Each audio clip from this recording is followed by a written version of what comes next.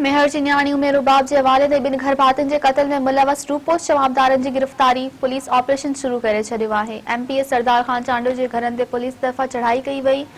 सरदार खान चांडियो चयो आहे त जवाबदारनि सां असांजो को बि वास्तो न आहे, पुलिस बिना जवाज़ घरनि ते चढ़ाई कई आहे।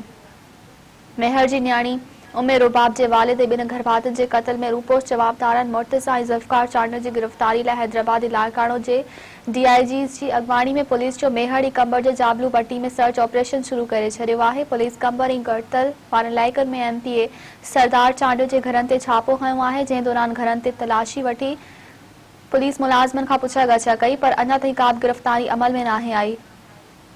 पुलिस ऑपरेशन दौरान कंबर जिले के मुख़्तलिफ़ थाननि के 5 एसएचओस के तब्दील किया वियो, जॾहिं त एमपीए सरदार खान चांडियो ऐं बुरहान खान चांडियो के लाइ मुक़रर कयल सिक्योरिटी वापस वरिती वई आहे।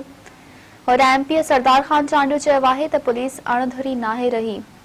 बंद कमरनि में हिदायतूं वठी घर ते चढ़ाई कई वई। असांखे सियासी बुनियादनि ते केसनि में फासाए पियो वञे। जवाबदारनि सां असांजो को बि वास्तो न आहे।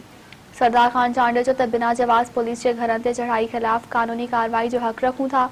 समूरे मामले खां पार्टी क़यादत सां आगाह करे छडियो आहे। हुन चयो त सिंध में केतिरा इश्तिहारी रूपोश आहिनि, सभिनी इश्तिहारनि ख़िलाफ़ अहिड़ा क़दम खयां वञनि।